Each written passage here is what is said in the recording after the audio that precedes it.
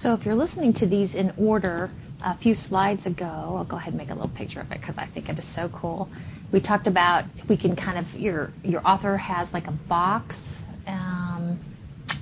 as kind of his system, and I assume it's kind of a closed box. And we had liquid water down here, and then up here was a gauge, and this was a pressure gauge. And I kind of mentioned this pressure gauge was selective for, and these are gas particles of water. Those are water molecules in their gaseous state, water vapor, and they exerted a certain pressure kind of in that headspace up there as indicated by this pressure gauge. So vapor pressure or gas pressure can be changed in two ways. One of the things that I hope you remember about gases or vapors, that's kind of, those two words are synonyms, is that they are basically free to move around in the container you put them in. Okay, they basically have no intermolecular bonds and a lot of kinetic energy. So one way that you can change the pressure that those gas particles exert on the container that they're being contained by is to change their temperature. As you might imagine, if we were to take these little gas particles, and let's just say that that headspace above that liquid was saturated with water vapor, if we were to cool them down, maybe intuitively you'd know that their kinetic energy would decrease a little bit, and you would imagine their vapor pressure to decrease, and that's true. Okay, as you cool it down, as you lower the temperature, your pressure is going to lower. Okay, as you raise the temperature, your pressure is going to increase because your gas particles are moving more quickly. Okay, so lower temperature, lower pressure; higher temperature, higher pressure. And we say, actually, in physical science, there's a lot of things like pressure and temperature that are related. And we say that these are directly proportional. As one goes up, the other goes up. As one goes down, the other goes down. Another way to change the pressure of that gas, or pressure of a gas, would be to change the number of particles, number of gas particles. In this case, the number of water vapor particles that are there. Okay. In general, if we were to somehow reduce the number of gas particles in the vapor phase in that headspace, we would see the pressure go down. Okay, so again, these are directly proportional. We decrease water vapor, pressure goes down. Increase water vapor, pressure goes up. Okay, so this is pretty cool. Now I'm going to show you two temperatures. This is 20 degrees Celsius, and I believe the next one is an elevated temperature. But a few things, you probably really recognize this little box, and notice that this is box C, so from actually a few slides ago, right? And this is, the system is allowed to become at equilibrium. So the rate of evaporation is equal to the rate of condensation. We basically have the maximum number of water in its gaseous stage as can be in that system at that given time. Coming up in a little bit, we're going to call that 100% relative humidity, but the air is what we say saturated. Now, if we increase the temperature, you know, I like this visual. Okay, we're going to increase the temperature from 20 degrees Celsius to 30 degrees Celsius. Now, notice that we're at equilibrium again. Okay, well, we're at equilibrium, the air is saturated, the rate of evaporation is equal to the rate of condensation. Those arrows are kind of equal in length.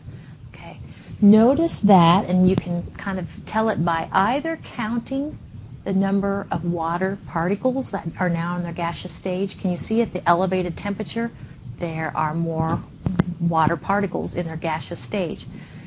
There is, remember we said, that will increase the pressure in that air above that liquid. So actually this has a greater, what we call, saturation vapor pressure. Not only that, but if we were to be able to see these guys moving at the elevated temperature, they'd be moving faster. So there you go. And this is, we're going to look at the trend in what we call the equilibrium vapor pressure of water at various temperatures, and as you increase the temperature, you increase the saturation amount. You increase the equilibrium, what we call the equilibrium vapor pressure. So this is looking at temperature. So what we have here is we have temperature along the x-axis in degrees Celsius, and along the y-axis we have the maximum amount of water vapor in grams that could be present in 1 kilogram of dry air. Remember, we called that the mixing ratio before. So the blue line actually indicates at that particular temperature what is the maximum amount of water in grams that could be present in 1 kilogram of dry air. Okay, so that blue line right here is the saturation mixing ratio. So the way you read this then, if you are on the upper side, if you are on this side of the blue line, basically you are past saturation. You have more water vapor in your 1 kilogram of dry air than can be held at that particular temperature. If you are on this side of the blue line, okay, that means that you are less, your air is not to the point of becoming saturated. That means you have less water vapor, less grams of water vapor in the 1 kilogram of dry air than can be held to reach saturation. So the example, let's see if I did, let me go back. The example I took, for instance, if you look at a temperature of 20 degrees Celsius, okay, which is a nice temperature, nice spring or fall temperature, I believe, outside.